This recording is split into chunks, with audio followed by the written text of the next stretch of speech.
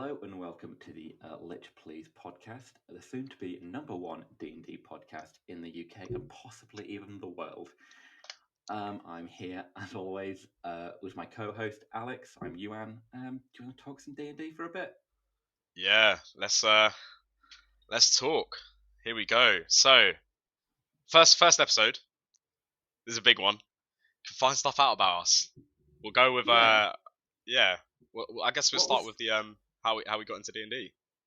Yeah. Well, mine was kind of interesting. I started with 4.5, just with a friend of mine. Well, two friends, and the friend's brother. He DM'd for us. But we didn't do it for too long because it was like we were like 17, 18, and like in the UK, Yeah, you'll know that that's the point where you start thinking uni. You need to get everything done for uni. It was yeah, like yeah, late in the year, so we yeah, ended up stopping. I think after 2 or 3 sessions, I was a warlock, a ladrin in 4.5, which was interesting. It was fun for the couple of sessions we played. Um, then left for uni. Um, then 2019, I think some of my uni friends wanted to do D&D. My original DM, he had also come to the same uni as me, so I knew he was local. So I was yeah. like, Oh, would okay. you be interested in DMing for us? He was down for it. And then he DM'd 2 sessions, messaging me being like, I can't deal with your friends. They are far too chaotic. I'm not doing it. So I was like, you know what? I'll do it. How hard can DMing be? I think at this point I'd done 5 sessions of D&D as a player, Nice. split across 5th edition and 4.5. And Jesus, I don't even. First session, horrendous. I cannot explain to you how bad it went. Um, we did Hall of the Dragon Queen. Yeah. So they started with walking towards the town. They could see the blue dragon attacking and the cult of the dragon attacking the town. They took, I want to say, 10 steps in town, decided, why do we care about these people, and left. I was there like, no. The book says you help. No. You've got to help them. This is the story. And they were like, obviously I didn't vocalize that to them, so they were just like wandering around. I invented a new town down the road, and they spent like most of the session in a tavern. And I'm like, well, that was fun, but like we didn't do anything. And I was like, yeah, because you left. Um, and that started my deep dislike of modules. I think the only one I've ran since is Lost Mines. Yeah. And never again when I Fair run a enough. module. Yep. Fair enough. Yeah. Mine So was what? a bit different. So I've never DM'd. Obviously, you know that. People don't know that though, Yeah, but I yeah. will be. But my introduction. So my uncle, he used to live at the house. He like where I live. He lived there for quite a while. He did like a games night with his friends every week on a Wednesday. So he played D&D for like a while. And he would bring games home, not D&D games, just games in general home. And Oh, like then board I games and think, stuff. yeah, like board games. So he played a few like Pandemic. That's one he brought. Like One Night Away, like a few just board games, right? And then he Oh brought yeah, nice, yeah. yeah, and he brought Gloomhaven. So this was like back in I don't know 2019. Oh no, it might have been 2020 actually because we were playing a lot during COVID. So he brought Yeah. Gloomhaven for us, and basically, if you don't know what Gloomhaven is, it's this it's an RPG, right? Um, it's turn-based like D&D, but you have characters and they have cards, and you play 2 cards per turn. And it's like you get an action on the top and an action on the bottom, and you choose one card's action, and then you choose the opposite on the other Right. card, and that's Okay. how you That play it, makes right? sense. So like Yeah. yeah, and then it will be like each card has a default of the bottom would be like move to and the top would be attack to, but then you could choose to do something else that's stated on the top as opposed to moving or attacking, Okay. right? So it's like an RPG, and there's a preset story, with like side quests and stuff, and it's a massive world. There's actually a PC version which I do have, because it is fun. Get off Steam. But so that was my introduction to RPGs, and then I always wanted to play D&D anyways because all the stuff I've heard about it from my uncle. So I actually talked to him about getting into a campaign, but obviously COVID, so you couldn't. So he told me to Yeah. go on Facebook group chats or just group chats, like search the internet. So I joined the UK one and like what was it? Find a campaign or something. Oh yeah, And yeah, then yeah. yeah. So then I got like exactly a year ago, I think, is when I was looking. And then so I think it was the first week of September last year is when I got into my first campaign. Um, so I got an invite to a big server, um, which was like it's an American server. I didn't know, so it was like a server for everyone, right? Right. Okay. But I got a message off the UK Dungeons and Dragons chat. So I was like, okay, so it's an English thing, so like that's fine. It will be at normal times, sane times. Um, and then I found out it's American, and I was like, oh no. I was like, I'm gonna be staying up late to play D&D. Um, so yeah, then I joined my first campaign, which was for me it was Mondays at what it would be 1 a.m. of a Monday. So for them it would be Monday. For me it'd be Tuesday 1 a.m. For like 3 hours till 4 a.m. Oh god, that's rough. Yeah, it was That's to be fair, dedication, though. I'm still in it. I still, even if I have to work, I go to work tired. I'm still in it. So Nice. I'll tell you, it's very good. Yeah, that's so I got introduced to that. I am, believe it or not, the only English person in the campaign and probably the server. Um, I'm shocked. yeah, yeah, wow, shock. So like canonically, my character speaks differently than everyone else. Not only because I'm English, because every time they say something that is inherently wrong, I have to correct them. For instance, they were Of talking. course. I Yeah. think Yeah. I think like 3 weeks ago, maybe it was a bit longer than that, but there was a session. We went to a tavern in another city, and then one of them ordered some biscuits, and I knew biscuits for them is like No, no, English no. muffins for us or Mm, like scones. So I was like, no, yeah. no, Yeah. that's not what that is. And then, Yeah. and then they started taking a piss out of beans on toast. And I was like, all right then, Oh well, beans on that's toast just is rude. amazing. That's a national dish. That's exactly what I said. I told beans on toast is amazing. Um, It's but sacred. okay. You can't attack beans on toast. But yeah, so that was my first campaign, and then yeah, literally my OG character died, so my first character got TPK'd the worst way possible in that campaign. Like I think it was literally 3 sessions ago is when Yeah, I think you were telling us about it a while back. I yeah remember. it was bad. So we have a few NPCs in the party, right? One of them's a healer. And we were going to fight a death knight. So we're all level 9 at this point. I was Okay, 6 levels nice. in monk, 3 levels in ranger, dragonborn, right? Ooh, fun. So Yeah, good multi yeah, it was class. actually fun because I was a dragonborn with the awakened dragon monk subclass, and then the Oh, very drake and nice. warden ranger subclass. So it's just a dragon who could do dragon Oh, things with a pet dragon, right? That's that's that like really cool. Yeah, yeah, yeah. yeah, Nice it was flavor. very fun. Um, until basically we were fighting the death knight, and then he cast a spell on our healer, which made her attack me. Now our healer's like, bear in mind my dragonborn is 7 foot tall, a monk, and quite strong, and our healer is like a 5'7" elf. You know, like she's not strong, Yeah, right? yeah, yeah, yeah. So we're fighting. Um, then there's like a mini earthquake thing. So and then somehow I failed on a dex saving throw. Bear in mind that I'm a monk and I'm proficient in dex saving throws, right? So somehow I What failed. was your Uh, bonus? oh, it was high. It was a high bonus. It must be like +8 or something, right? That's mad, and you failed. Yeah, yeah. I think I rolled a 3, and then it was just like Ah, okay, yeah, that makes sense. yeah. Yeah. But that session was full of bad rolls, right? So I failed the same throw. I went prone. Um, she passed it. Um, so she went on top of me when I was prone and proceeded to strangle me to death with her staff. Right. So we had to do strength opposes. I nat one 3 times. Um, Oh, yeah. So we matched rolls. So there was 2 occasions we matched rolls like multiple times that we just went, okay, nothing's gonna happen. this round because we actually matched like 5 times in a row. So he just said, we're not going to roll again. Can't be bothered. So he just said, you're at a stalemate.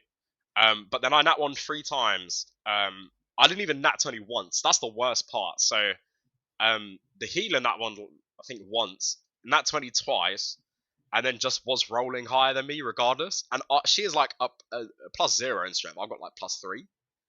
So it was like sad because I straight up just got strangled to death by the healer. And the worst part was my last nat 1 was when I had like 1 HP left, so damage was doubled, and I just died. Like it was just sad. God, yeah. It's that's a sad yeah. way to go.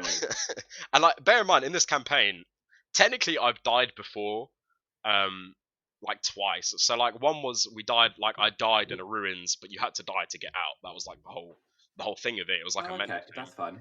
Yeah, that's yeah. a good idea. And the second time was like a backstory related one, and then I died, and then the healer revivified me, right? So technically I'd already died before. Right. But that was no one knew that was going to happen. So yeah, and I had to make a new character. Basically, it was at like 4 a.m. my character died. I was just sat there like, oh, well, what do I do now? Yeah, right. Very interesting.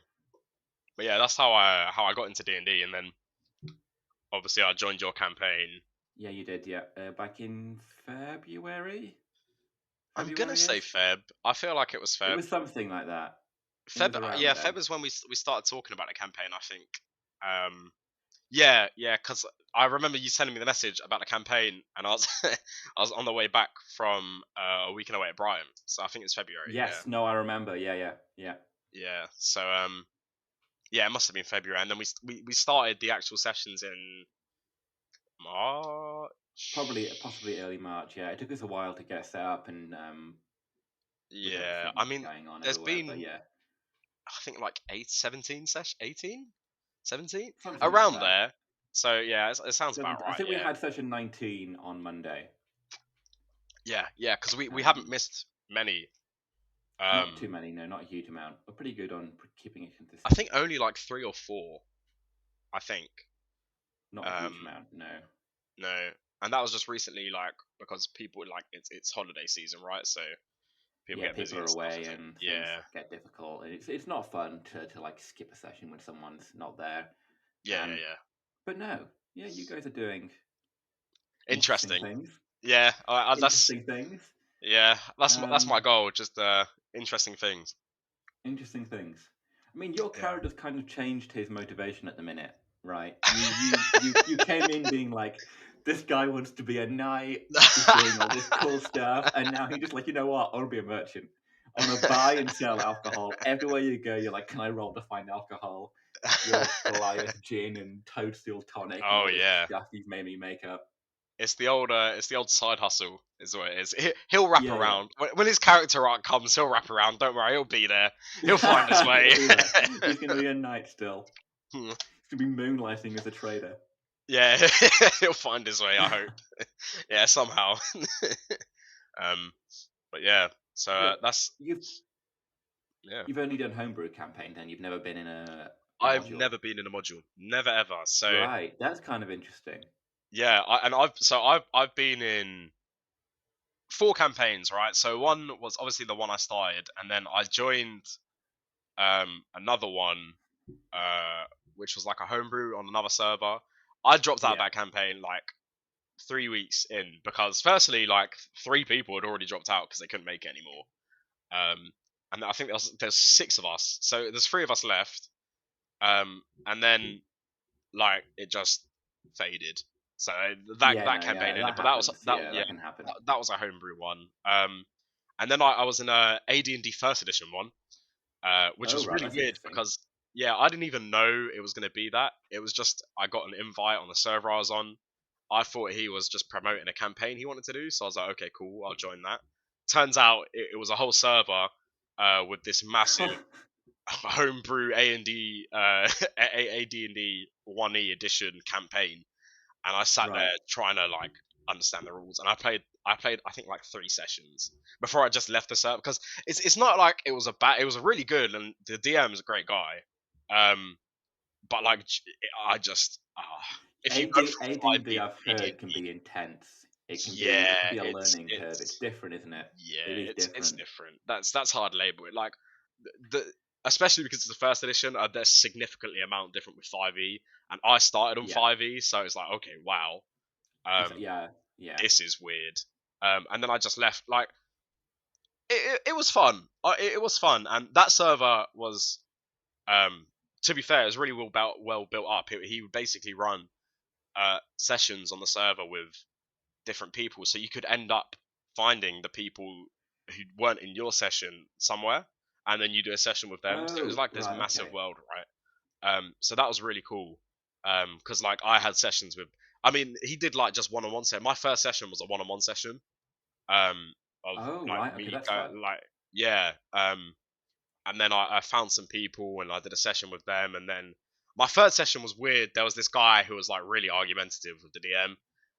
Oh, right. That's yeah. Take Yeah, away and from the then like experience. straight after we finished that session, he was kicked from the server, and then there's just a message going like, "Oh, sadly I've had to kick someone because he was arguing with the rules I made, which I clearly explained was homebrew, because Yeah. he was trying to Yeah. use the oh that's not how it works in AD&D, but it was like a homebrew thing, and he changed the rules slightly to match his world, which is stated on the Yeah. That's server. fair. So I was Which like, is fair. okay, yeah, and then I just left, and then Right.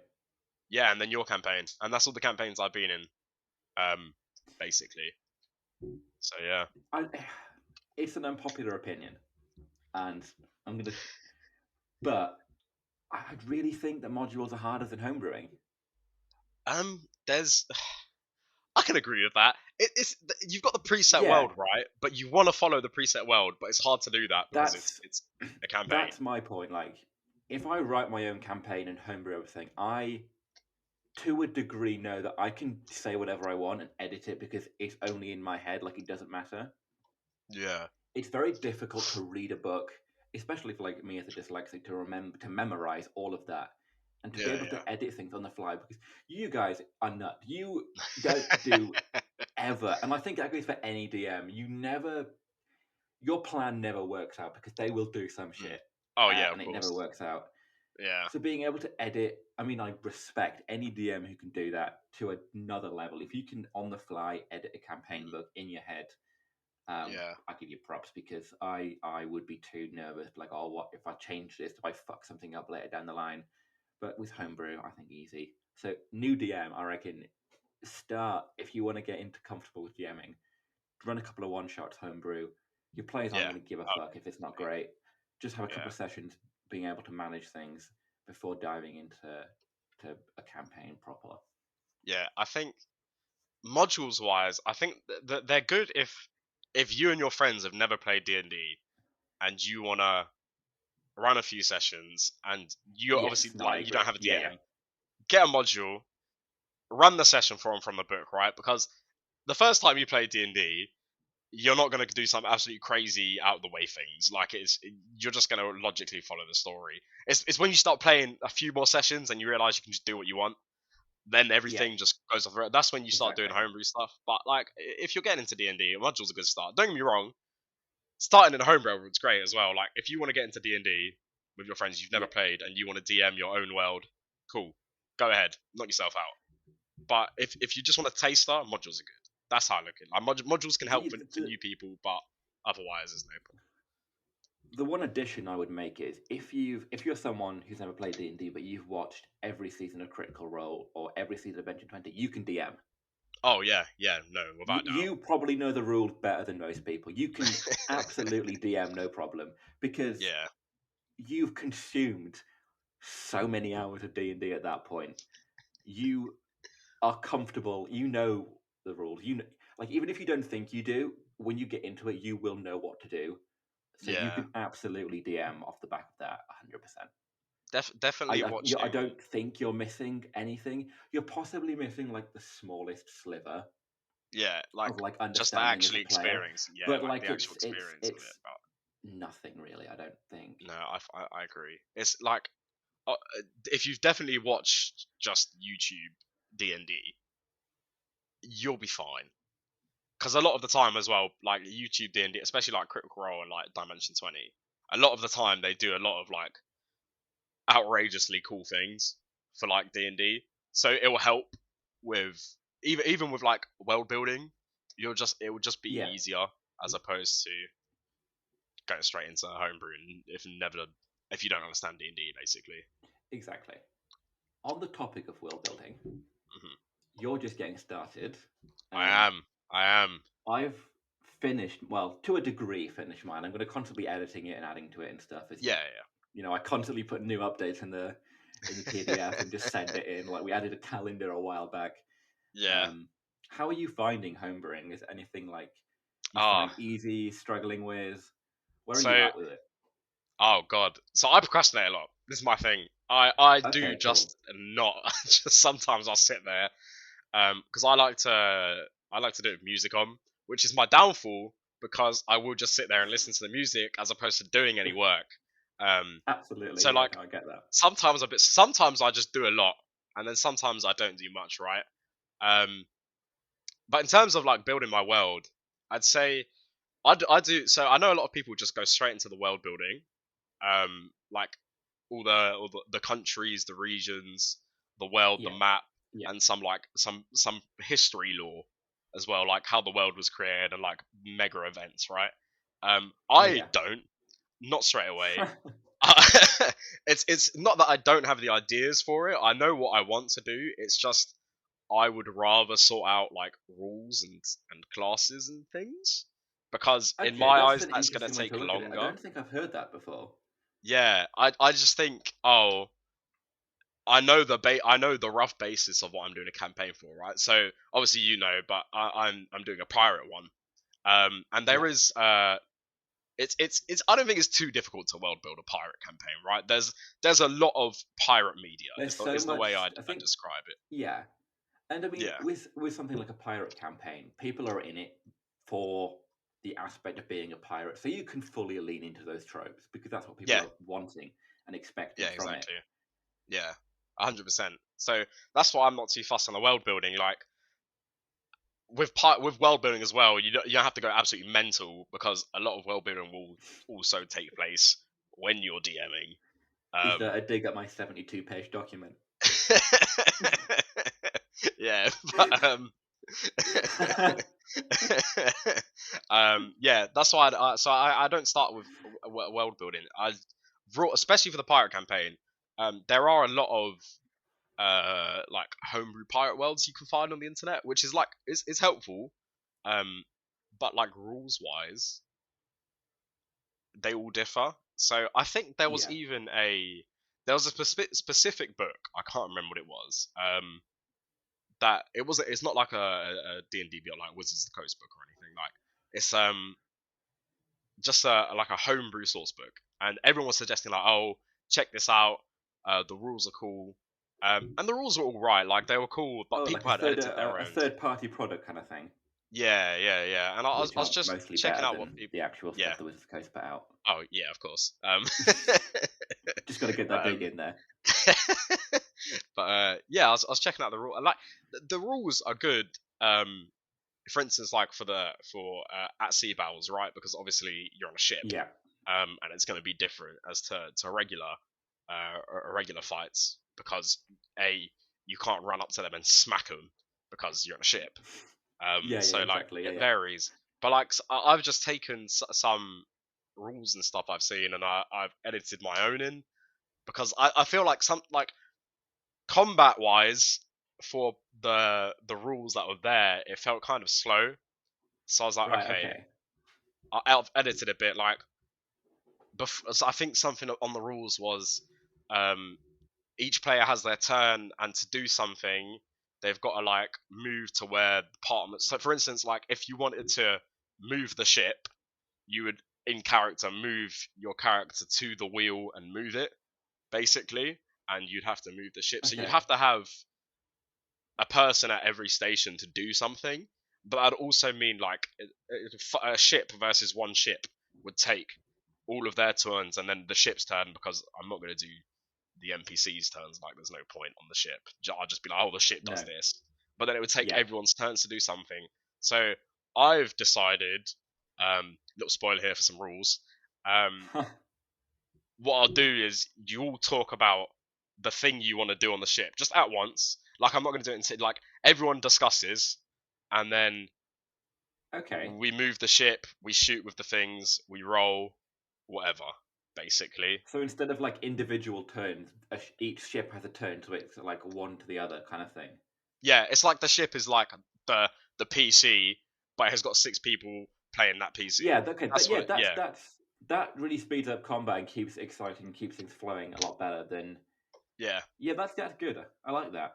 And then I'll give, like, for instance, like if the what's it, so there are some rules I read some, so I've got a PDF of like different types of ships, and there are rules. Yeah. Basically, eventually you start losing movement speed on the ship because you've taken damage. Like, after a certain amount, you move like 5 feet until you're at 0 hit points with the ship, and then you can't move because that's like how ships work. Like, it gets destroyed enough that it can't That move. makes sense. Right. When it gets to that point, it will just be everyone else rolls initiative, because then you're going to get boarded, Absolutely. likely, or you're going to do boarding because it's a pirate campaign. Right. And then it will be back to regular turns of like how you do it, basically. But ship battle wise, it's just going to be like ship go, I think. Yeah, ship 1, ship 2 kind of thing. Yeah. Right. Okay. I think it would just be easier to manage as well. Yeah. I've seen a lot of people, and I think it's possibly Matt Mercer that said this, but he the way that he world builds is like he starts small and expands. Ah. It might just be my dyslexic brain, but I don't do that. I think that is incredibly difficult to do, and you know, he's a professional DM with like millions in his pocket, but I think he's wrong. I'm saying that right now. He's arguably the greatest GM of generation, but I think he's wrong on this. Matt Mercer, when you're listening to this, remember that. Just remember that you've been called wrong. You're wrong. You can learn something from me here now. So, like, what I do is like I'll go to your favorite map making software, whatever it is you use. We're not going to promote anyone without being paid on here. But whatever you use, I just generate landmass until I find one I like. Yeah. And then I'll start adding in like trees and terrain and biomes. And by adding things like mountain and forest in, you can start to like develop like almost natural borders. Mm. And that way you can kind of like carve out your countries, and then you can start looking at it like, okay, well, these two countries don't like each other. Why don't they like each other? They both want the mountain. Why do they want the mountain? There's a holy site in the fucking mountain or something. You can start like, because once you've got the two, okay, the holy site, who's the holy site for? This god, who's that god for? God of the sky, god of mountains, god of earth, or whatever it is. Mm-hmm. And then you can, I think that's the easiest way for me to look at building it, because, okay, you've got the two countries now. Okay, one of them's a monarchy, one of them's an empire. That kind of development is the way that I look at it, and delve so bigger and then delve in. Which I think you can see by reading my my PDF. I think that's kind of obvious. Yeah, a little bit. Yeah, I mean, to some extent, I do agree. So before I was started the pirate one, I was just gonna do like some generic one, and I had like I was like 30 minutes worth of world building. Is is how I describe it, right? You can get a lot done in 30 minutes. Yeah, I think I did the whole map, every country's name and all their relations. So my way of doing it is I get the map, I make the countries, and then I decide what the factions will be just based off how the countries are built. So I had one, like, the middle country was the capital, and like everyone loves the capital because like they took over the whole world like whenever, and then they're cool with everyone. But then it was like groups of like sectioned off the capital. It'd be like northwest, southwest, northeast, southeast, like just them generic sections, and they'd all be like relative to their own factions, and then some other would have like interpersonal relationships. But yeah, I just split into factions and then decide. But for pirate campaigns, splitting into factions is absolutely the best way to do it, because instead of big countries, it's gonna be like archipelagos and stuff, and like small islands and whatnot Okay, that that's are cool. owned Yeah. by a faction. So it's like when pirates existed, and you had England and Spain, and they would just or like France and stuff, and they just own a lot like islands, and Yeah. then you move over to some other islands, and then it's like Spain's, and then they're really close, but like they're opposing factions, as opposed to like so like mine will have like 4 or 5 factions, and then I think what I'm gonna do is like when I have the factions for them, um, the party's relationship with different factions will be obviously affected of how they work with the faction, but it will all start neutral. For instance, you could have a really good relationship with just one faction, and they'll help you with stuff, but then the other faction is like, oh, that's awful. We're gonna fight you if you Yeah. come to us. Stuff like that. That's fair. Yeah. Okay. Yeah, that's good. I like that. Mm. That would be fun to navigate. Um, so I've already told you what kind of character I'm going to be making in your pirate campaign. Yes.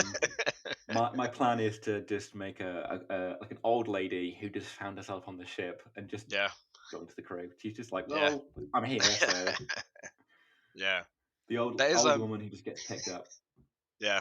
The so the, obviously you know, but obviously the people who's listening won't. But I'm also, because it's a pirate campaign.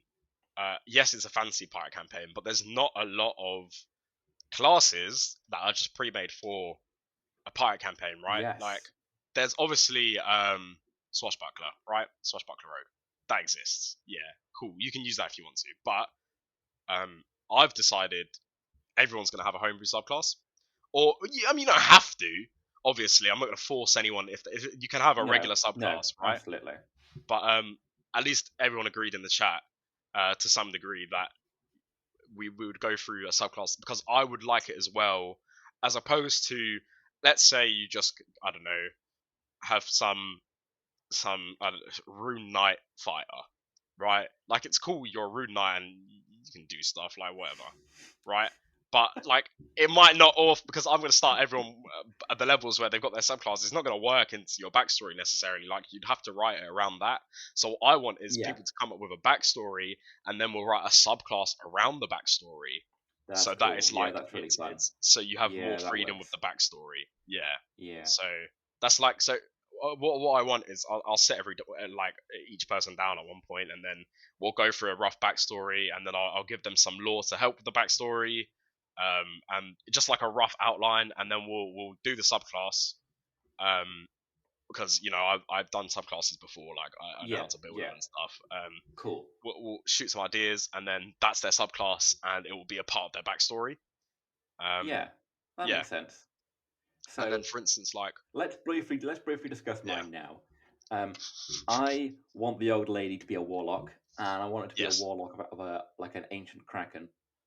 And oh, that's cool. Yeah, I like that. That's Yeah, actually really cool. So yeah, yeah. that That's my could be idea. like the subclass. It will have it will be named something to do with the Kraken, but we could do something Yeah, like, yeah. oh, when she was younger, Kraken mother she or was a part something of like that. this.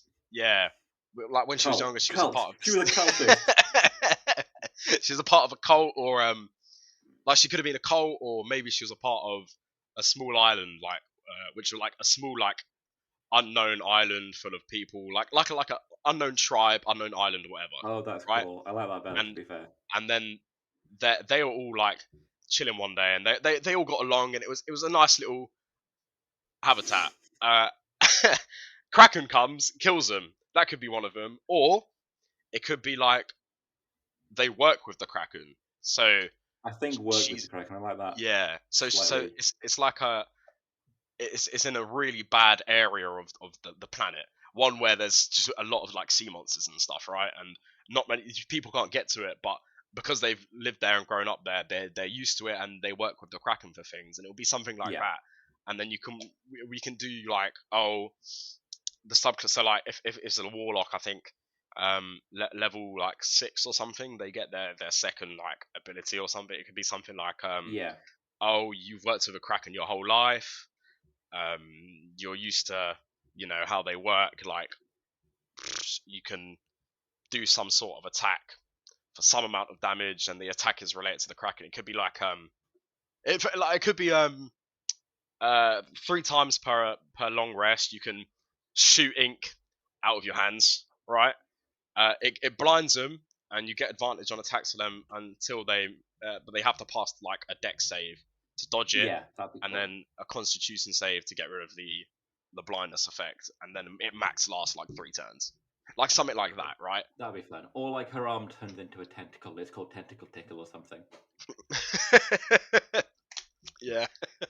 So, but yeah, that's That's an idea. That's one idea.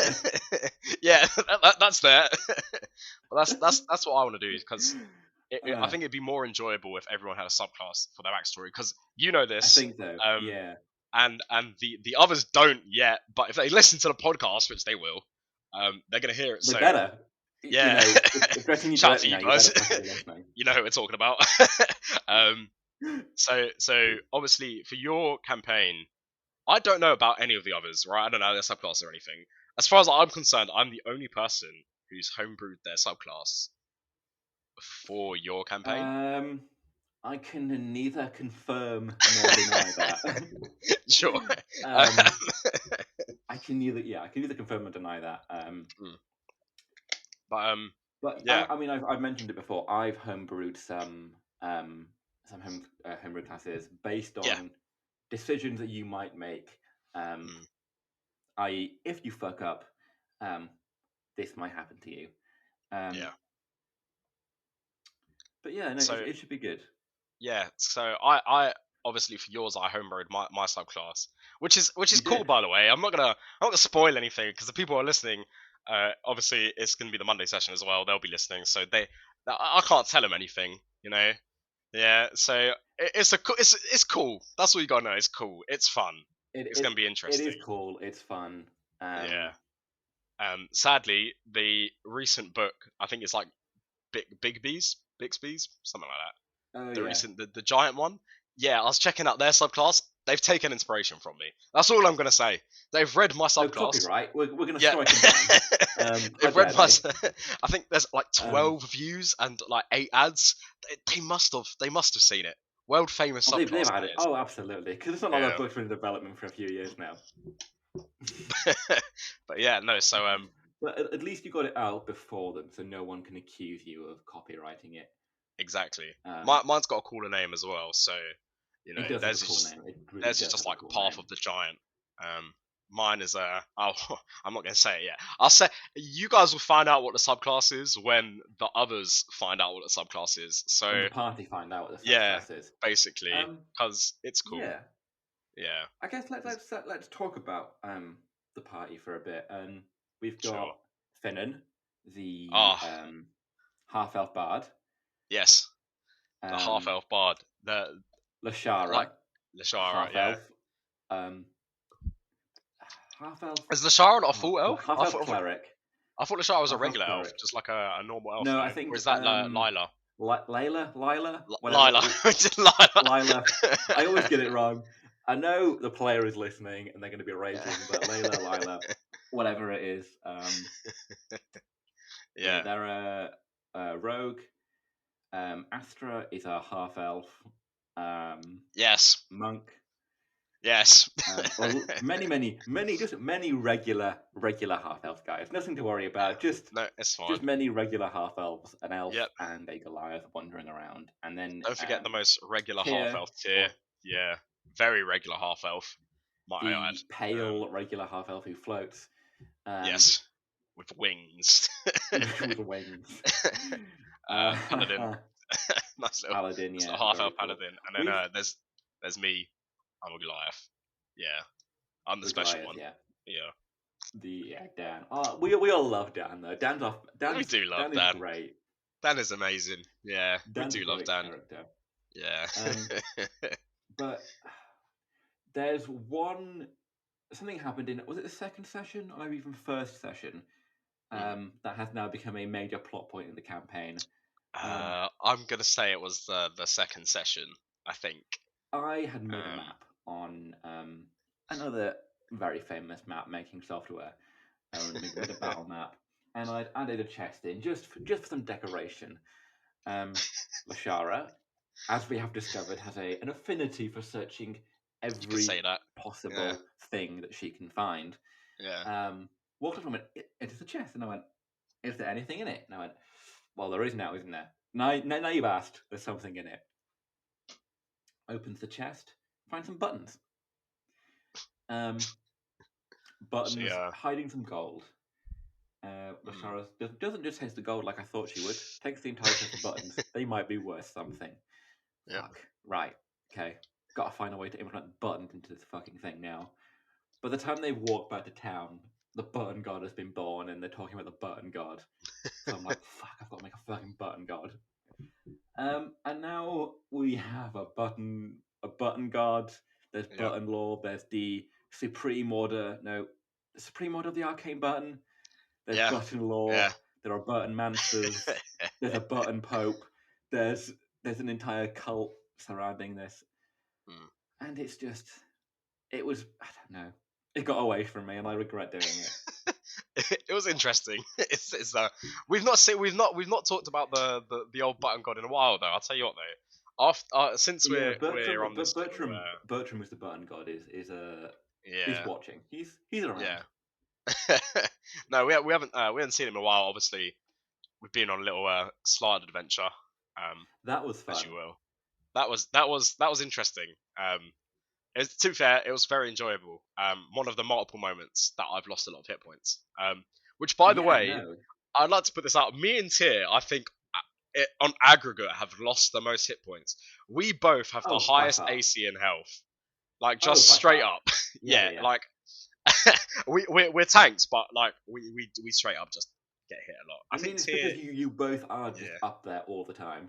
True, yeah, it definitely, and there's just good rolls, just keep getting us smashed in the face. But yeah, I mean, Tyr went down. I've still yet to go down. I think I've been close, but I have potions and like stones endurance or whatever it is. So, like, oh yeah, that's saved a couple of times.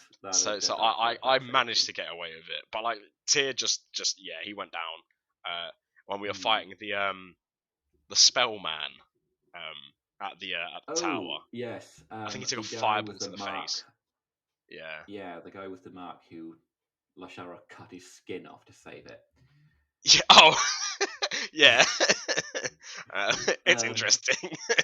It's an interesting array of the party. But that first fight with the Slard was meant to be a lot more terrifying than it was. But then fucking Tyr ruined all my plans. Tyr immediately disabled absolutely it. Amazing. Yeah. Big brain move. Really, that was like, absolutely amazing. As a player, like, really impressive. I was really happy with that. But like, as a DM, I was like, no, my fight. You ruined it. No, you can't do this. It was so much worse because you decided to split the party. Yeah. So I was worried, like, oh crap, am I gonna kill someone here? If I remember, it was me, Tyr, Finnan, and Astra that went. I don't think Astra was there. I think Astra went with, because Astra she wasn't present for that session. Yeah. So she went with Lashara and Lila to Grumble's house to search the house. Yeah, it was them into the woods. We absolutely would have died if Tyr had not performed. Yeah, I think so. The absolute insanities that he performed. Yeah, no, it would have been difficult. Like that man took a lot of damage. It also doesn't help that I hit less with my axe than like average. You did miss a lot. Yeah. To be fair, like it depends. Session wise, it depends. Sometimes I'll hit all the time. Like, but the first few sessions when we were fighting goblins, I swear to God, I didn't get a kill, and it was hell. No, you didn't, to be fair. I genuinely don't think I got a kill. Yeah, because I think in character I was talking about not getting one. Because Dan has a minor obsession for killing things. Minor. Stake that to his upbringing. Yeah. So yeah, it's interesting. I do love the party though. It's diverse. That's why I like it, because It Firstly, is. no one's got the same class, which helps. That's good. I think Um, that's a good thing. yeah, I don't like running multiple classes because I feel like it takes away from someone who's like playing that class, if you know what I mean. Like it does. yeah. What's the word? I can't think of the word. I think of it in Welsh. I can say it in Welsh because you won't understand me. No one will understand me. I doubt it. Um, deprive Yeah, someone. That's the word. Deprive yeah, someone of like an integral part of their class if you've got two of the same. yeah. But yeah, no, I'm glad. No, it's good. What's been your favorite like fight in terms of what we've done? I think I know the answer. Oh, my favorite fight. Um, Oh, that's a good question. Like fight, like just all combat, or like are we speaking like just like any strength checks we would have had previously, for instance? let's let's say favorite combat and then favorite like RP moment or something like that. Favorite combat. I've got to think now. I've got to think of the old what fights we've been in. We've done a lot of goblins, the You did, yeah, slards. a lot of goblins, slurs, and then you Um, did the necromancer. yeah, I think when was it? Yeah, it's got to be the necromancer fight. It's the most The recent one, but necromancer fight, it's absolutely it my was favorite fight. incredible. Yeah. It was really Um, good because that we was the recently first changed time it to I've ever got Hellspire. inspiration as well, so that was fun. Yeah, no, that you know you deserved that. That was really good. Yeah. Um, that fight was interesting. I wasn't Mm. expecting it to go on as long as it did. Nearly 6 hours that combat was. Oh yeah, it was Um, a would have long, been a long lot fight. shorter if a member of the party had engaged in the fight and not just decided to Lashara, sorry, backpack. bad cough, bad cough. Not throwing shade at Ashara at all. Um, Yeah. but Yeah, no, she it likes got to it roll. got hairy. Yeah. Oh, We almost had a permadeath. yeah, that was close. I think Lila was it that she nearly permadeathed. Yeah, yeah. She got hit by a Um, lightning bolt. yeah, By the way, they're level 2 and they are fighting slards, necromancers, and all this stuff. yeah. Um, That should be clarified. We are in fact level 2, but you like are level so 2. in terms of like level like combat wise, we're all level 2, but some of us are really squishy. Like even for level Yeah, twos, yeah. like straight That's up, true. like I think Lila and Finnan, Yeah. Finnan squishy had as what, hell. 12 AC for a while there, Yeah, I which think means it I was can't be that much constantly. higher than 12 It's not a anymore. huge Sure, amount now. it's no, and she's got like 14 health. Or he's got like 14 health, Finnan. Yeah. Um, and then I think Lila's got like at 12 health. Yeah. I think it is 12 health because I strictly remember I have double her health. That's how I view it. Like, oh yeah, yeah, yeah. Yeah. Oh no, That's a I'm good. into half That's a good way health. to remember. Yeah, because so I've got 24 and an 18 AC, which would be 19 when we get back to Thalion, which I'm looking forward to because I get hit with an 18 AC so Yeah, no, much. that'll be good. You do need to head Yeah, back to fighting. You've got a few things to do there. You've got that sword that I you got do, last session, the I do. cursed blade, which I'm Yes. very annoyed that you checked out. I think that's the first item that you guys have like used identifying, and I was like, no, no, my Yeah, it cursed was. object. I think I genuinely think if Dan found that by himself, without anybody there, Oh he yeah, would have absolutely. picked it up straight up by the hilt. No That would have doubt, been he would bad have as like well. It would just have been picked it up bad. to It could have use been a it. TPK. Oh, yeah. It could have been really bad. Like it could have gone very awfully. Yeah, Luckily, people are around. yeah. But Finnan I was know there. Dan's plans for this sword now. Well, obviously I do. I do need to speak to the blacksmith for multiple things, but I want to see if he can Yeah, you wanna talk to do Elmar to something get to him the to sword. uncurse the blade. Hmm. I mean, he likes you guys because I don't know he's why. attached to. Yeah, I He fail shouldn't. to understand. He shouldn't. He really shouldn't. But hey, Um, I think that's that fine by that me. is possibly my favorite like role play moment that you guys have done is because that really set the party up. For context, they were sent on a wagon protection. First mission, I thought, okay, they'll breeze through this. Gave them the option to. They got attacked by goblins. One escaped. I gave them the option to follow them. These guys follow and leave the wagons. Um, obviously, the wagons, wagons get attacked. There were 4 wagons to begin with. Hmm. 2 at the end. 1 with stuff in. 1 with bodies. Elmar's grandmother died in that attack. Yeah. Um, It's an interesting Yeah, dynamic that you've got with him. it is. It is very interesting. It's actually maybe the biggest plot point of the whole thing, I think. I think it's Um, currently the main driver that you guys have got is to get rid of the stigma behind your like abilities in this. yeah, And you've got your I think it's inherently important for Dan. So the others don't. The others haven't asked. All they know is that I didn't become a knight. But like, it's I think yeah. they don't know the drive that like Dan will just like the reason he's being an adventurer is so that he can get status to become a knight, right? So the whole logic of we fucked up is like the driving point for Dan to go on missions and make everything right. Because obviously Dan is Dan. A, he likes killing Yeah. things, so that helps. But B, like he does help people as opposed to not helping. Um, I so think it's also the relationship you've got with the guildmaster, Tumar. yes, yes. That worries Dan, I think. That's on his mind uh, a lot. yeah, it's stressful for Dan. It plays on him. Uh, Yeah, because that's definitely a driving point. But I think it varies for the party as well. Um, to be fair, not a lot of talk until last session about general backstories happened. So that's true. That's very true. Yeah. I mean, two of them are being very secretive, yeah, um, and that actually, for me, breeds what the biggest compliment I can get as a DM is the fact that you've got your plotting group behind my back. Like, because that makes me feel so happy that you're like, okay, we need to make this to like talk about this shit. Because we that actually that had teaches I'm doing a good job in like running and like getting thinking about shit. yeah, we had one for everyone without Lashara and Lilas because all the sessions where you guys went into whispers, we tried. Oh The yeah. amount of theories that have been in that chat is absolutely insane. The theory we all agreed on was we thought, and I still think Lila's mum is the Raven Queen. I'm adamant that that is the case. Okay, Obviously, like that's interesting. we won't know or we will know. I think it's the case.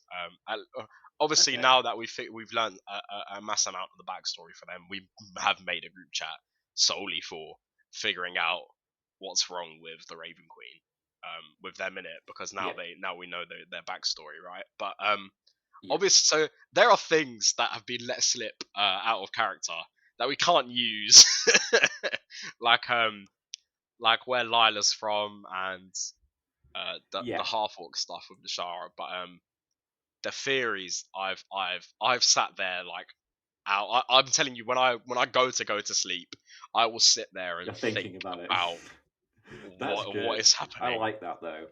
Yeah, because I don't take a lot of notes, which is very obvious because every time there's a recap, and if I need to do the recap, I will just forget half of it. Right?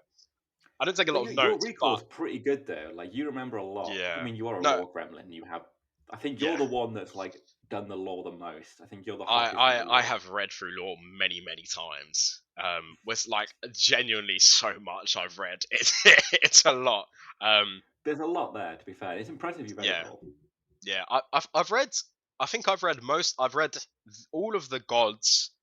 All about the ages. The whole of Okra I've read. Because I think That's it's yeah. Okra. Yeah. Because obviously That's like that's your homeland, that's isn't my it? part. Yeah. And then I've read all the guild stuff, like the merchant guilds, all of that. Obviously like basically all the final pages where it's not the countries and stuff I've done. Um, the Dawn Age, Okra, Vendron, which I have read. Um, Yeah. Yeah. yeah, and there's one more. The god creatures, that kind of things. Yeah, I've done God Creatures and I've done Ebrion, and I think that's Oh yeah, because everything that's the I've region you guys are currently like in yeah, and that's all the lore I've read. Because like I try to not read country stuff. Um, that's what's it until you called? go there. Yeah, until I go there, just for the soul. Like obviously Dan's not gonna know it because Dan's not bright. Like he won't even know all the information I know from the Yeah. lore. I think all he'll know is some of the Okra stuff and maybe like stuff we've learned from other things. Like that's it. That's fair. That's fair. But I like to just note it for the theories. So, but like I haven't noted it down or anything. It's just in my head, and then I do always permanently like have a window open for it like somewhere. So just to recall. Oh, That's that's it. cool. Yeah, that's that. I don't take notes. I know. I think everyone else does. I think everyone Most else people do, takes I notes. think. I think Yeah, most people do, yeah.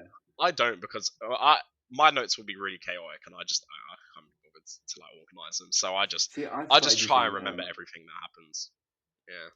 using Obsidian is really good. I think you should use that for Mm. your own homebrew. Yeah. To be fair, I do have Obsidian for the home. So um, I do actually, believe it or not, have a notes folder. Um, and there's only one thing in there for the Ulador campaign, and that is that list you gave me for the merchants. That's the only thing I've got Oh in there. God. Yeah, See, I don't think even I've got that written down. I have to dig it out and find it.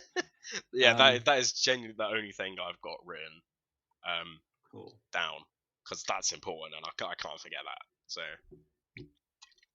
No, that's yeah. that. Yeah, that's going to be important for Dan. Mm. I'm trying to think what you guys are up to now. You've got the two prophecies, right, that I gave you. Well, I gave Yes. one to an individual, and you've got the one that I gave the group, which are different, and you are trying to figure out why they are different. Yes. Yes. Yes.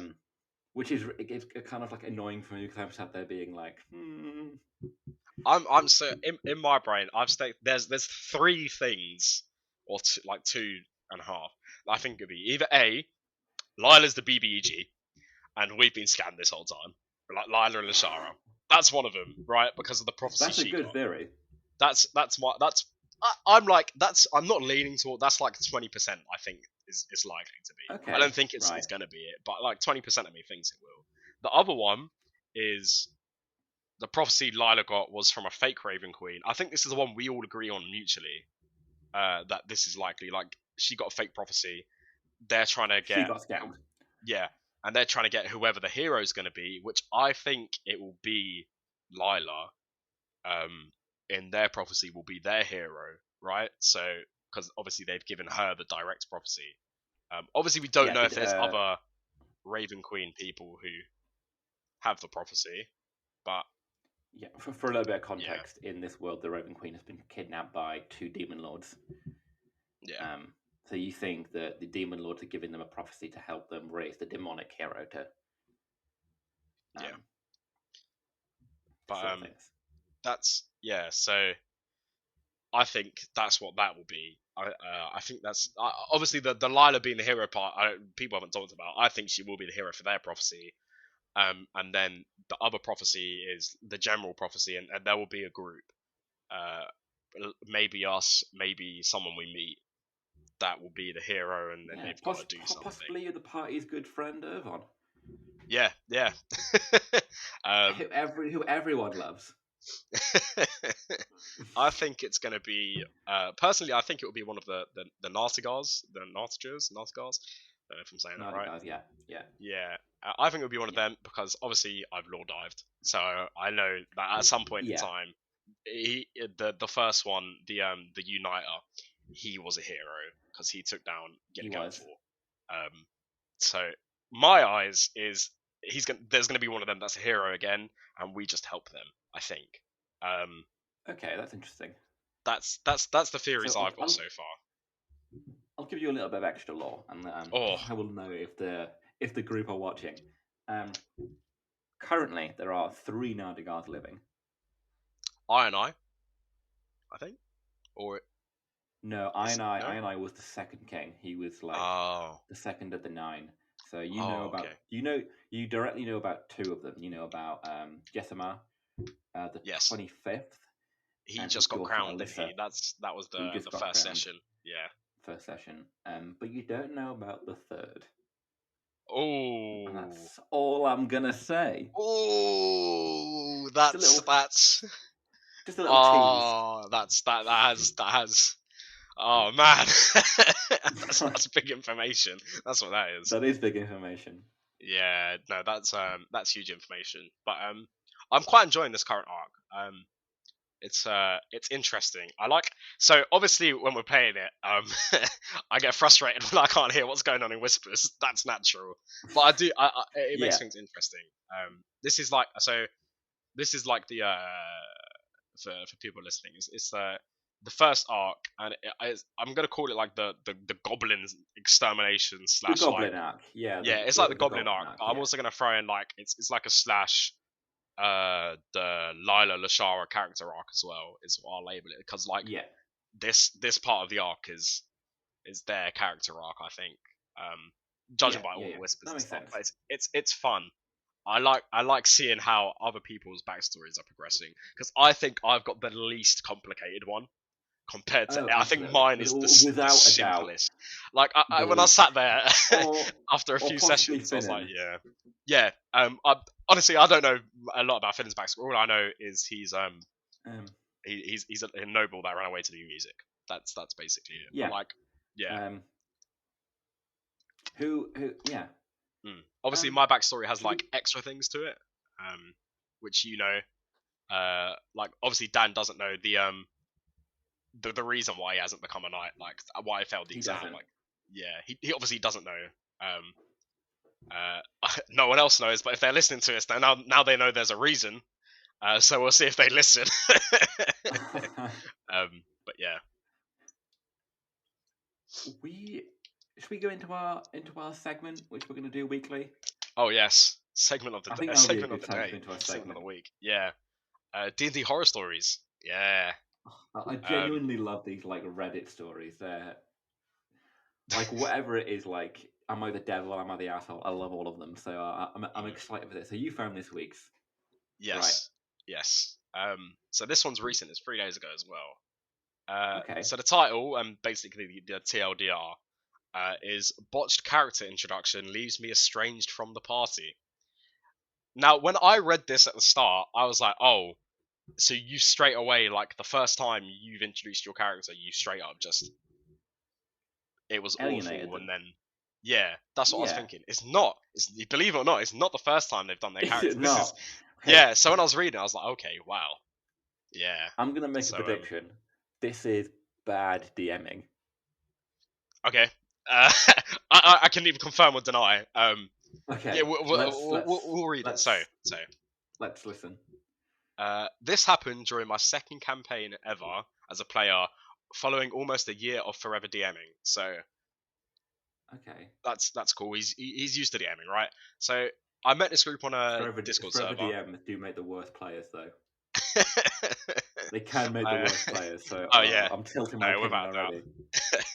So I met this group on a Discord server, and for the first few months, everything felt quite nice. Everyone has an equal part of spotlight, encounters were fair, etc. Right? I will be keeping character details to a minimum because they're not relevant. That's fine. Yeah, understandable. The problems only started appearing after the conclusion of the campaign. So the campaign's done, right? This is why I was really confused. It's like, okay. What? Okay. So the DM proposed to continue the story where you can either use the same character. So the first campaign's done, right? But they want to continue. So in my eyes, it's not the campaign. You just finished like multiple arcs, and the big story events happened. One part of your campaign. Yeah. Okay. And now you're doing like a follow up, right? So the DM said you can either keep your characters or make new ones of the equal level. So two people, the original post and the another player, chose to create new characters. Okay. Which they'd be entangled in the plot, and that was going to unfold and whatnot, right? Okay. So the first session, everything went smoothly until it was so. This is exactly what they said. During the first session, everything went smoothly until it was time for my old character to leave the party. The DM simply exclaims he waves and leaves, with no chance for me to try and butt in as he immediately moved on. So he basically just said, character goes, goodbye. The second character that wished to leave the party got to stay for some time, had a few heartfelt goodbyes, and a satisfying end to his adventure, apparently. So, alright. Okay. Yeah, that's what he said. Feeling a bit bitter, I managed to stay positive. I was quite excited to introduce my new character, and the DM had assured me that he'd worked out the details of how they should be introduced. Oh god, right? I'm scared already. I'm scared already. I'm About half an scared hour. already. About half an hour of role playing between the remaining PCs later, the second player's new character is introduced in a very plot heavy scene and immediately cements himself as a valued party member. So the scene was the entire party had been falling from a cliff, and he saved them, basically. Okay, Um, cool. Fun, Seeing how good, well good this had introduction. been, yeah, it's a solid introduction, right? So seeing how well this had been done, I once again couldn't wait for my turn. That is until the DM turned to me and said, "Your character is there on the ground and just saw all of that happen." Taken a bit by surprise, I nevertheless made the most of it and immediately had my character rush over to investigate. I was met with complete silence, no one even trying to reply to my attempts at roleplay, while the previously introduced PC immediately began shouting over everyone else that he absolutely needed to leave. The rest of the party eventually agreed with him and went on their way, leaving my Oh character God, there without having spoken much more than a sentence. that's horrific. Yeah, and that was it. As much as the DM tried to include my character in the next scene a few miles away, I made it known that considering the circumstances, I could not find any motivation my character would have to party up with the other PCs. He simply came across a few strangers, and as soon as they fell off the cliff, they were gone. The session ended soon after. I've discussed things with the DM, who was very apologetic, but I just can't bring myself to try again. This has completely driven me away from a group I had genuine fun playing with. Um, yeah, that's it. Is that? So That's it. yeah, My God, that's bad.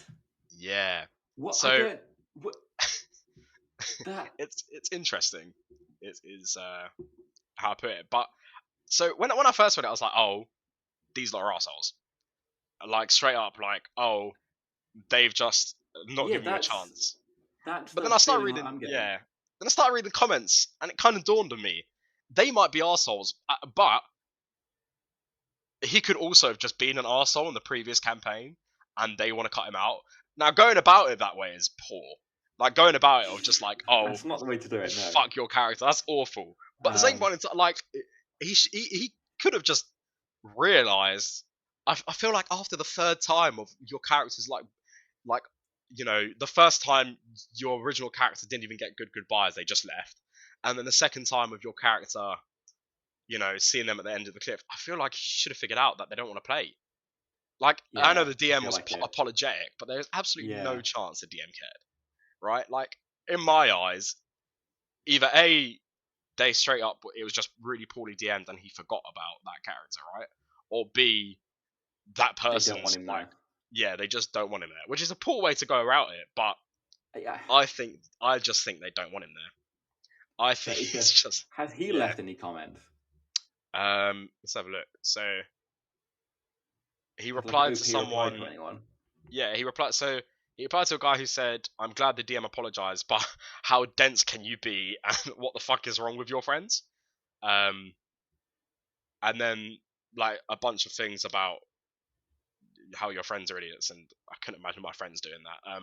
And then the guy replied and said, "I did make a few comments about being ignored, but I didn't want to be too disruptive, which was my fault." Um, Supposedly, they all seem to like being around him for the entire campaign, and were excited to see his new character. Right. Um, and that's like the only stuff he's applied to. Other people are just saying, um, "Sounds weird. Like either you got bullied or part of the story is missing." Some people are Yeah, saying they're it just does seem like yeah, there's a bit of the story missing. It does feel like one-sided. I mean, all of these Reddit stories are one-sided because they always write them in a way. yeah. The very rare occasion do you get one where it's written in a way that they make themselves look like an asshole. Yeah, it doesn't happen a lot. Sometimes you get them, and wow, they are. Yeah. But this feels like so one-sided that it does feel there's a lot missing. Mm. But yeah, a lot of the comments are saying stuff is missing, or the they're assholes, or they just wanted to get rid of you. That's basically all the comments. Huh. Yeah, it's Yeah, it does seem like the DM needs to suck it up and kick him. yeah, I agree. It's never fun. I've had to do it before. It's not fun. It's not a fun conversation to have. Mm. But at the end of the day, if your party's not enjoying playing with that person, you've got to put the priority on the group and Oh yeah, absolutely. No, it was definitely a poor way to go about it, but I think we're missing a lot of information for this one. A healthy portion of the story. Yeah, because something absolutely had to have happened, or they simply just are just like very dense and just don't know what's happened. Or they're dickheads. Yeah, or they're dickheads. Yeah. Like it's something's missing, but if it's true and they just straight up just did that, like that is poor DMing. There's a lot you can do to. It is difficult sometimes to get the group to do something that you want them to, but I feel like at a very least you can go, okay, we're stopping the game. Like, you guys are being dickheads. Like, if you guys were that someone that I brought in, yeah. But at the same time, I don't think we had those problems because of the way that I've decided to add people to the group. In the fact that if we add someone, I talk to them and drop all the messages in the chat. Yeah. And then everyone decides, I'm like, yeah, I kind of like that person's vibe and they seem nice or they've got a cool character idea, we add them. But because at the end of the day, you guys have got to play. The way I look at it is you guys have got to play with them. Yeah. No, I agree. Like, it can't just be down to me to add a person at random into that dynamic. You've got to be able to get along with them. Yeah, pretty much. I think it's a lot of compromise. It is a lot of compromise, absolutely. Obviously, there are some things people won't compromise, but like most of the time, it's little things. I think that people just blow up. So depends how you look at things. Yeah, absolutely. But yeah, it's, so that's our fun little segment. I'll be fun in the next one. Hopefully, I can find something good. Yeah. For next week. There's quite a lot, so I'm sure it'll be fine. I'm sure there's loads. Yeah. But yeah, that'd be good. We are going to have some guests on eventually at some point, I think, aren't we? We're going to plan and get some people on. Yes. So obviously, I'd love to get some of our Monday group on. Yeah, that would be fun. If they're listening. This is an invite, unpaid, obviously. No invite, yeah, of course. We're not world famous.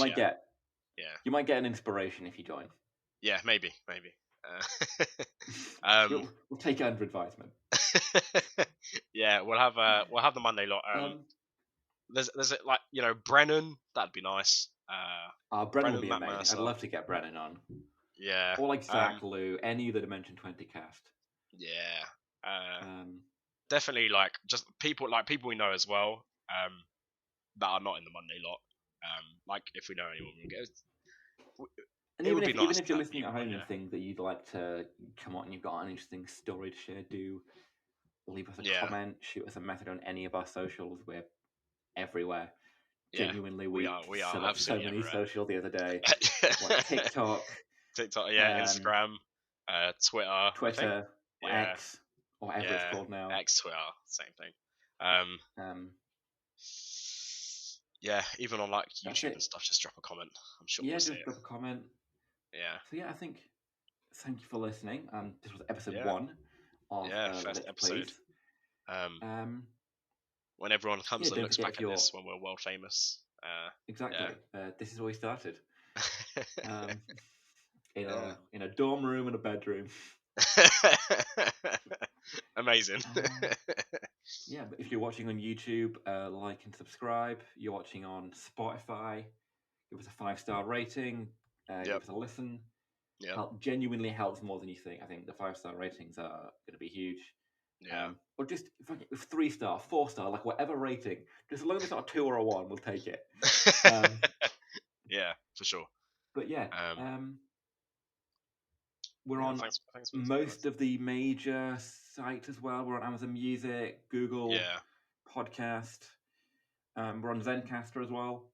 Yeah. Want to give us a listen on there. Shout out to Zencaster.